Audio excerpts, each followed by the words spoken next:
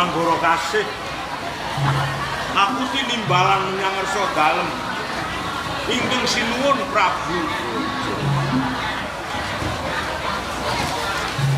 ingkang gabune Kertasana aku Adipati Raganata diwenehi jejibahan kang luwih abot ora liya ini supaya para adipati Brang Wetan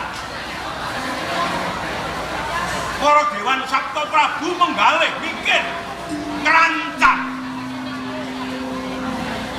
yen saben-saben adipati kuwi diparingi panguwasa supaya ngendhel adipati andhar Majapahit ora bakal ringkih salawase nanging jeneng janma manungsa inji kados pundi Mas Rangga becik lair ora ngerti batine ketone depu-depu amari kelu menyang ngarsa dalem ning kanyatan atine mbangkang balelo ana ingkang ora sarujuk aku dadi pinituwaning para adipati Brang Wetan mila kanthi menika Kang Mas Rangganata sesampunipun panjenengan dipun dadosaken pinisepuhipun para adipati wonten ing Brang Wetan monggo panjenengan kaaturi ingkang atos-atos jalaran kala wau panjenengan sampun ngendika mbok pilih wonten salah setunggalipun adipati ingkang meri dhateng palenggan panjenengan kala wau menika satunggalipun kewajiban ingkang abot sanget menggahipun Kang Mas Rangganata kejawi saking menika Kang Mas Rangganata menawi kula lenggah jajar kalian panjenengan wonten ing dalem kaputren Kertasana wontenipun namung kula menika prihatos leres Kang Mas Rangganata apa sebabe nganti penggalihmu nandang kingking prihatin coba yen pun kakang darbe kaluputan ngenani bab kapribaden utawa mirunggan luwih becik enggal kok dumuk Kang Mas ngaten menika mboten leres satunggaling kakung kedah mekaten sebab apa aku manungsa lumrah tantu wae ora sampurna kurang luwih panggonane lali panggonane luput kuwi manungsa senajan to Kang Slira Pawestri wanita garwa kuwi uga duweni kaluwihan uga ndarbeni kekurangan ora mung kakung wae kang kudu sawenang-wenang wanita kudu bekti setya dadi abdine lan liya-liyane yen lenggah padha cendheke yen ngadeg padha gurune kuwi garwa lan garwa menawi Kang Mas Rangganata sekedhik kemawon boten kagungan mlepat dhateng kenging garwa aja kaya ngono namung ing damel penelangsaning manah kula rinten lan dalu yektosipun wau dalu kula menika rak nembe kemawon nyumpena oh iki ngendikake bab pangimpen leresipun kados mekaten aja mbok penggalih kasupenan kuwi diperang dadi telung prakara titiyoni gandayani Puspatajeng pasupenan ingkang ayawara impen-impenen rikala isih wungu sare njur ngimpi nanging uga ana pasupenan ingkang ndara dasi tegese pasupenan kang bakal anumusi sasmitaning roh ya kuwi diarani puspa tajem. Coba pun kakang kepengin priksa anggon musuh penuh kuwi kurang luwih tabuh kaping pira? Saking rumaos kula anggen kawula nyumpena kula wau dalu ngepasi tabuh kaping 3. Oh. Leripun kados pundi sesampunipun kula bloko mbok bilih anggen kawula nyumpena wau dalu ngepasi tabuh kaping 3. Kok lajeng panjenengan menika kaget Mas Ranggonata? Yo kuwi diarani pasukenan ingkang ndorogasi puspa tajem. Lakon bakal anumusi nanging ibune ora susah dipanggalih lebet. Sebab apa? Ana ing serat Bhagawat Gita manungsa manut marang panduming Bathara. Tegese kowe lan aku. Kowe wis diserat sengsara mulya lan liya-liyane pati urip. Kuwi wis sinrat manut marang garising pepecen. Digandulono ora bisa Bapak Pati. Arendo ora bisa. Sebab apa? Kuwi garis pasti saka kuwi diajak. Perkara kuwi mung pasrah. Awake dhewe ikhtiar utawa budidaya tumindak ingkang utama patraping becik supaya mengkone sukma jiwa ora sasar. Saking rumaos kula pasumpenan kula wau dalu kula panjenengan menapa dene ingkang putra Pranala Purnama Puspasari. Iya. Nembe kemawon lelomban wonten ing satengahipun samudra. Nah, Dumugi wonten ing satengahipun samudra, Kang Mas. iya. Kula menika lajeng mangertosi ombak ingkang ageng sanget. Alun. Injih. Heeh. Saking rumaos kula paluwaka ingkang panjenengan titihi kula lan panjenengan menapa dene ingkang putra Pranala Purnama Puspasari kasempyak ombak ingkang ageng kala wau lajeng paluwaka menika kerem sangertos kula Kang Mas ingkang putra Pranala menapa dene Puspasari menika saged dipun slametaken nanging yen panjenengan menapa dene kula lan ingkang putra Purnama saking rumaos kula kerem wonten ing satengahipun samudra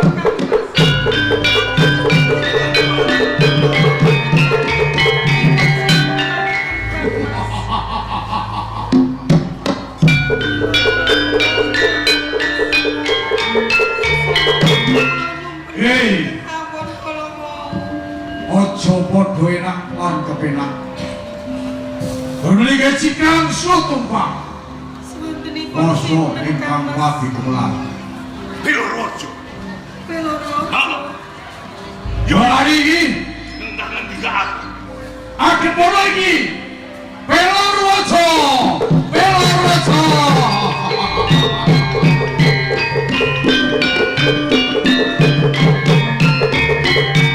Kersa panjenengan kula emotaken ngingingi ing bab tumindakipun Pilorojo ingkang nantang dhateng panjenengan monggo mboten sisa dipun latusi kangge ngawekani anggen kawula nyumpena ingkang awon wau dalu kersanipun mboten anumusi Kang Mas Ranggonata.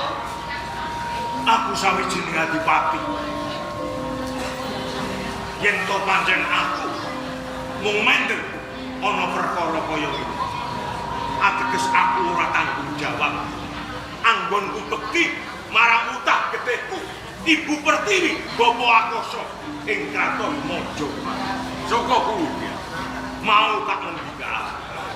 Pati siji dalane 1000. yen to pancen pun kakang mengko temeka ing pralaya menyang madyaning peperangan.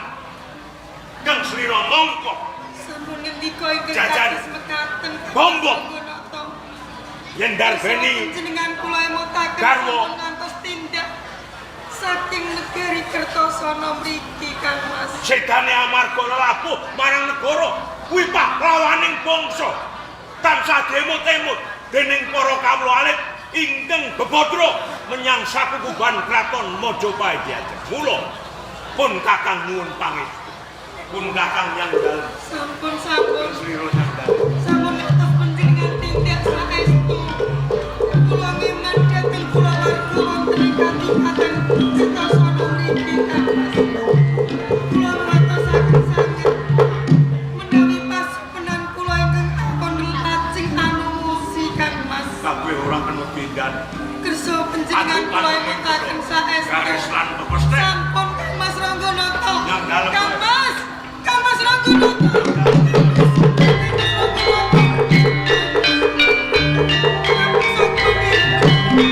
Kang Mas Ranggonata kula nderek Kang Mas.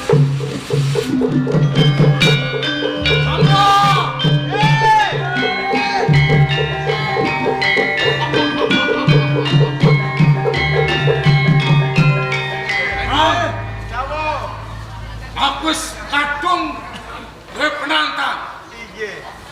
Rakanoto supaya maju ing ngarepku ing satengah candra.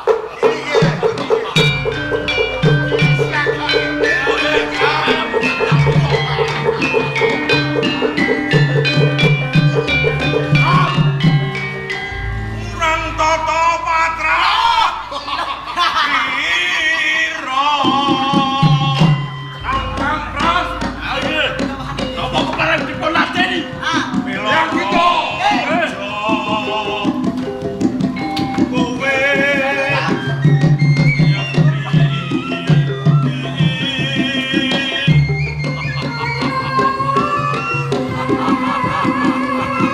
tupat raping ngawe irya Itu. Pelorojo.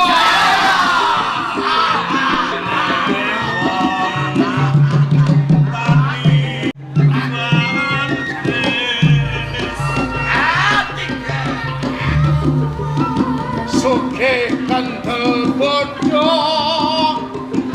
wani bola balik kowe jram Rakanoto kowe gawe aku kaya mari-mari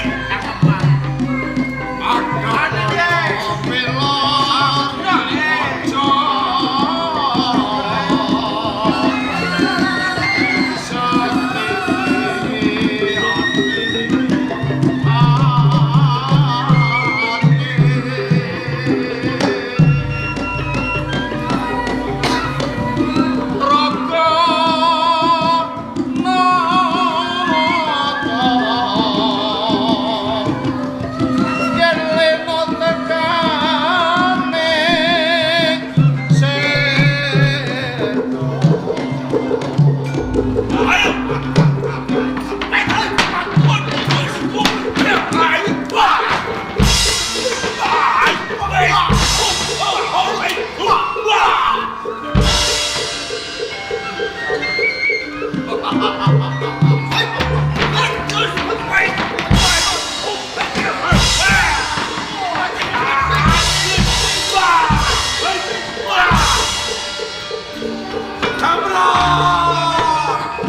Yang itu.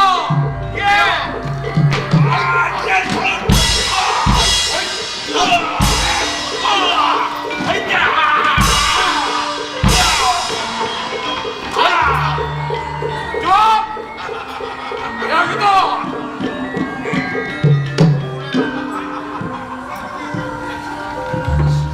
Dan hati-hati.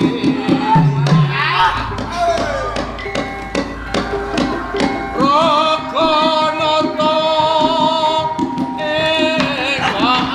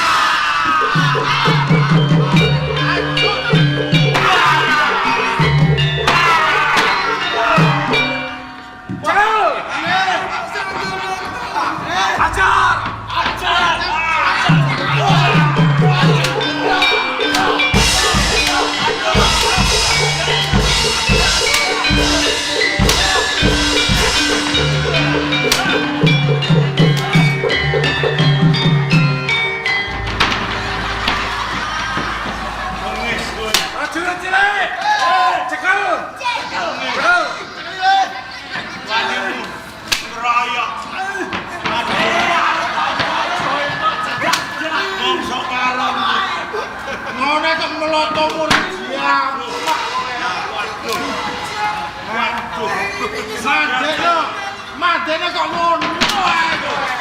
Aja derek-derek. Rameswari. Mundur. Iki dudu penungso. Jamrang. Ulun iki Ati sora surat kegajian. Rajul cilik. Jakanen. Joko. Nuwun sewu Gusti Kanjeng. Sing Joko niku cilik kok. Sing Joko kecil kali pinter. Nggih. Akale kaya akal macan. Ayo lu macan mongso. Pokoke kancane digandu. Elor Raja. Elor Raja.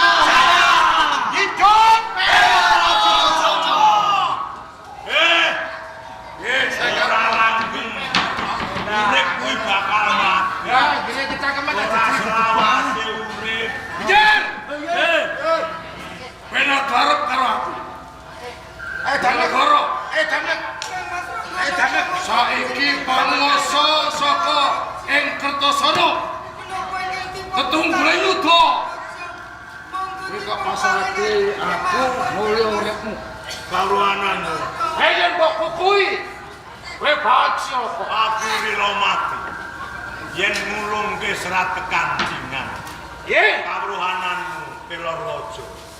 Upamane layang kekancingan. Tak wenehke kowe. Ya. Aku go bakal nampa pidana saka kraton Majapahit. Aku kuwatir. Pelor Raja. Negaramu mung sak propilane Majapahit. Ya. Kowe aja sumangkean. Aja takabur. Najan to kowe saiki menang. Nanging sesuk bisa kalah. Suradira Jayaningrat lebur dening Pangastuti. Sedadap kowe duwe kaluwihan kasebat. Nanging yen kowe ngedir-ngedirke kaluwihanmu bakal lebur dening kebenaran. Wis soloke ora. Ora tak ulungke.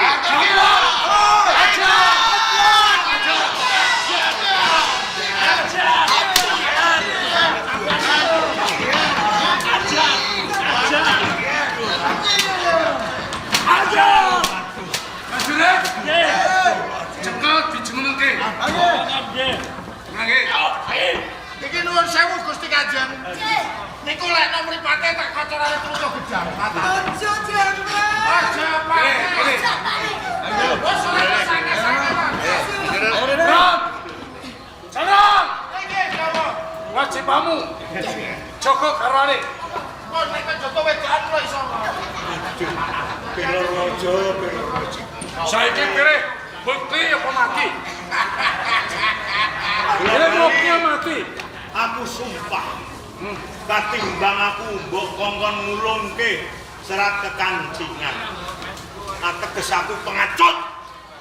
Terus Ora patut tinulak dening para kawula ing kraton Majapahit. golongane Pak. Uripku aji godhong jati akeh. Sebab manungsa kang ora ngerti tanggung jawabe saka kuwi. Pelor Raja. Luwung aku mati yen aku rada peksa. Maaf.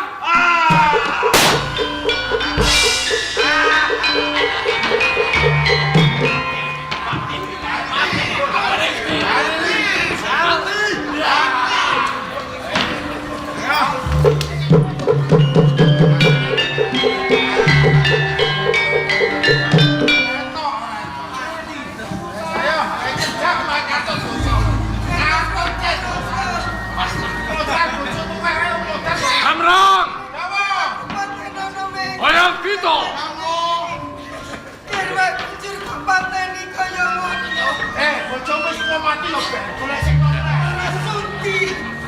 Sing tak butuh ngomong siji kang Mas Ragunata. wis mati. Aku ora butuh ke sapa-sapa. Wis mati. Aku gak melu mati pisan. Cekel kejuran sih. Ije urip. Cekel kejuran. Cekel karo. Cekel.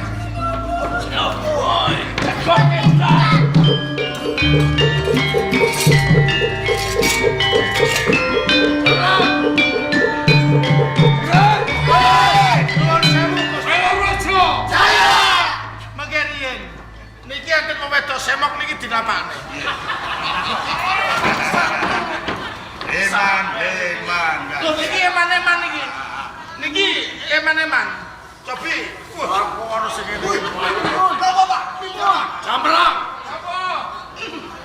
saka panyawamu Iya.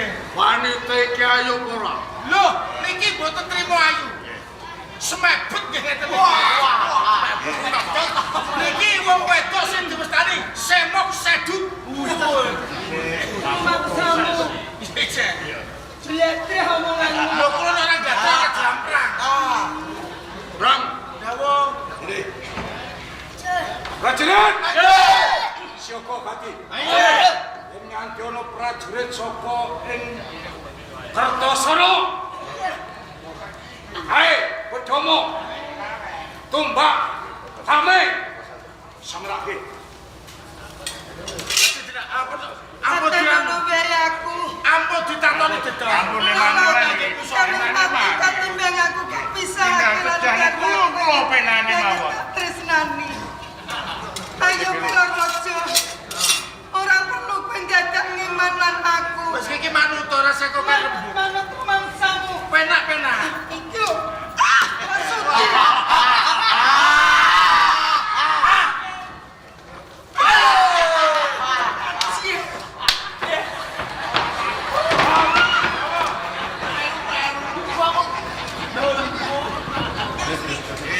Kali kowe tak mobekke manut. Ora manut. Cukil mrene. Pancen kuwi sing tak goleki. Katimbang aku urip seneng kanthi ancek mangkene garwaku. Kowe pikir aku kok cukil mripat. Ben aku ora bisa nyawang kebiaring dunya. Boleh kemawon. Bu tiang niku Satenono wae aku wis gelem. Niki mungkin anu, tangane kula sing nyekeli. Tangane kula sing nyekeli ngeten. Sing Bang. Jawa. Randane dadi tuwek kok.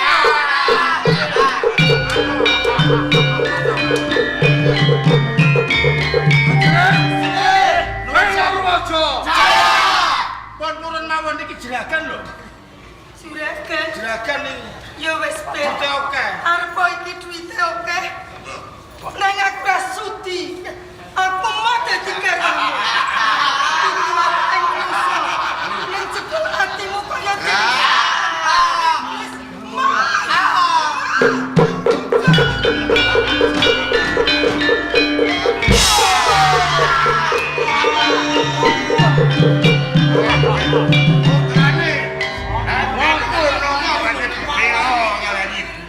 Yang kita ana tikus cilik melu cawe-cawe.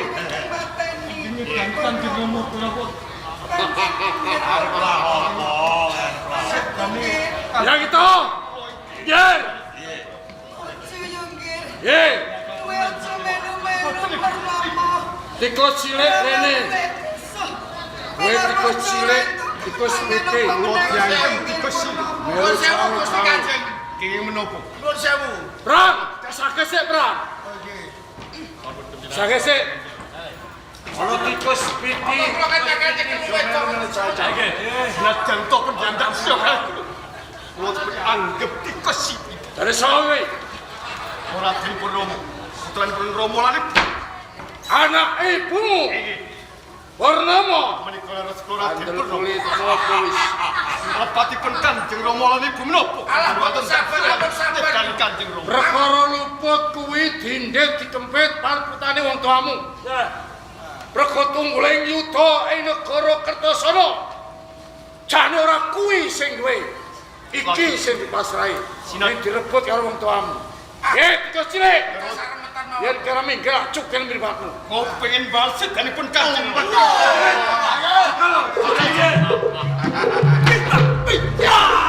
Hey!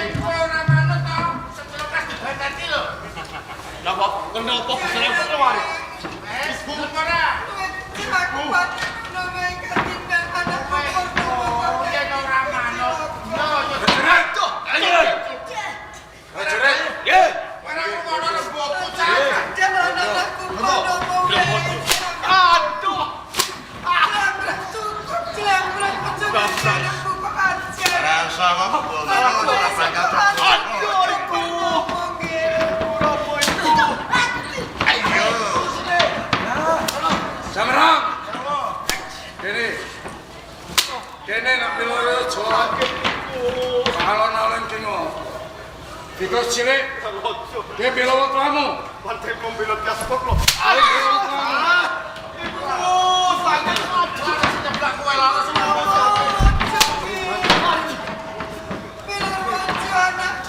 Dan so. Ajak. Ayo ajak. Ayo. Minggir. Acare. Maju. Jangan simuk. Dicacang mau dicacang. Kowe pilih mukti apa mati? Belum milih bukti pembelaan bulan Kowe pilih mukti kowe manut marang rek perintah. Nun sewu Gusti Kanjeng. Niki ki anu mawon, to ijole niki ibune, kare ibune kersa napa mboten? Dipun kersakaken Gusti Kanjeng. Minggir gesek. Nun gesek. Dipun sigeraken.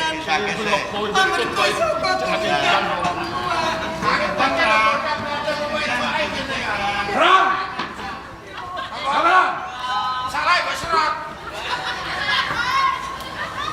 Kowe milik mukti apa mati?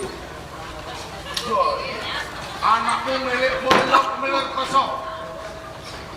Yen aku ngerti njur putraku kok siksa kaya ngono.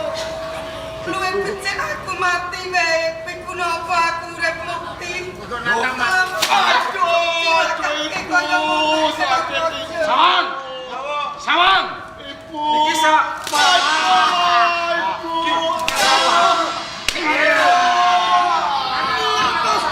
Anakmu mati sesuk.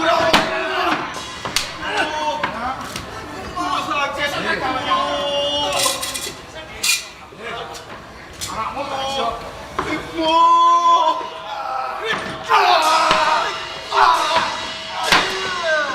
Prajurit. Yen ora gelem mripate siji-siji tak longi. Ayo. Ye. Ojo pelor ojo. Sawang. Aku wis mati ning ojo nganti anakku porno. Sawang.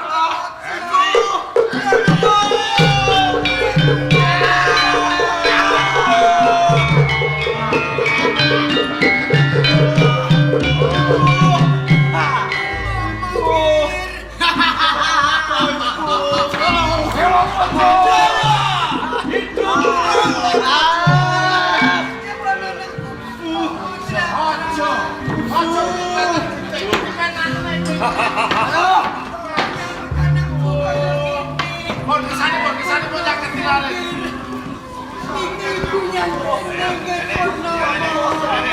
Oh, adik.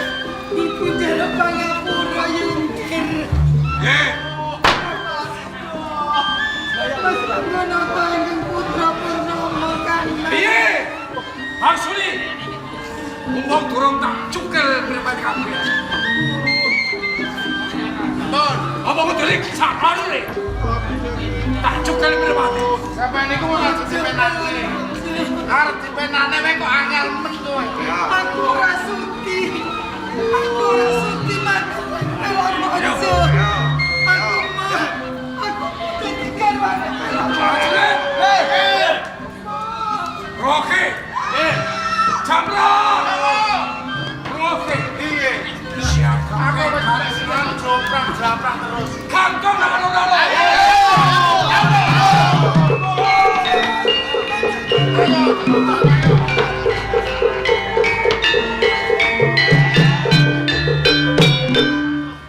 Rak, mengko yen dene ora gelem dadi karo aku. Iki.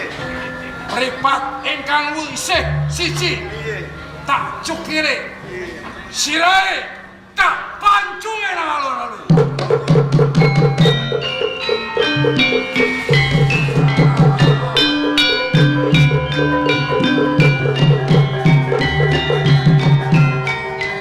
Mumpung durung kebacut. Putramu mumpung durung tak gantung. Kowe tak weni wektu 5 menit.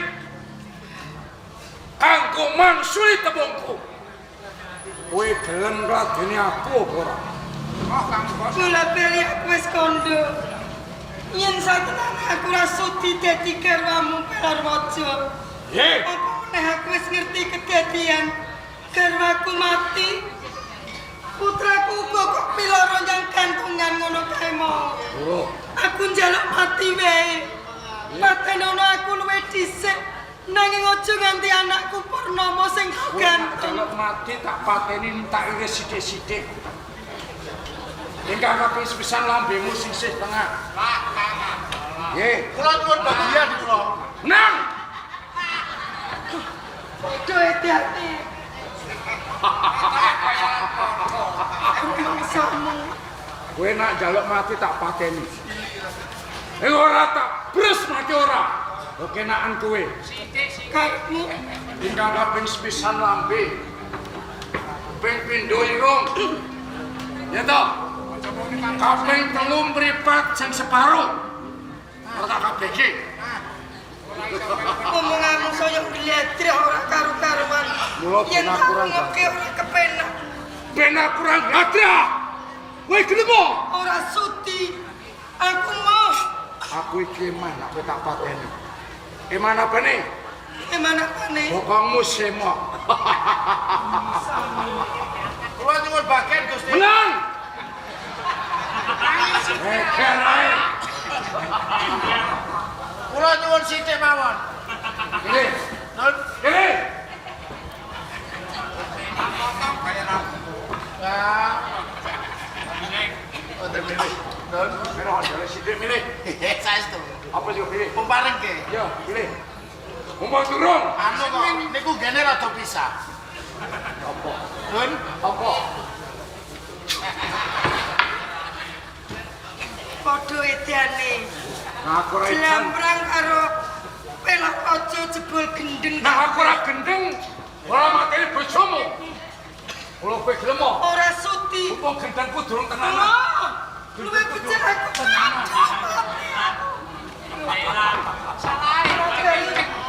Apa? Kurang ajar. Aku royokanmu ngono apa piye?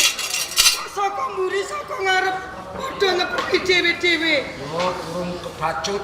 Kowe kari pilih siji mugi apa loro mati. Luwih becik aku mati. Anakmu Timbang tak aku siksa. dadi bojomu. Anakmu tak sisa. Ora bisa kelakon waton isih ana aku. Aku sing bakal caket. Buka kenalan. Oh.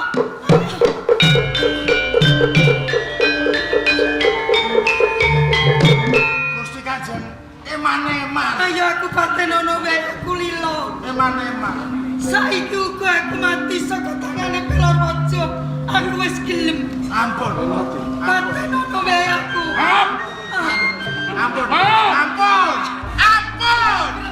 Ampun. Ayo, Pak. Tumindak apa pelan aku? Ndang patenono wae. Maaf. Patenono. Sampai iki dibaca kon mangep kok gelem. Kok mengaji ngerti kok. Ayo. Kowe mancing.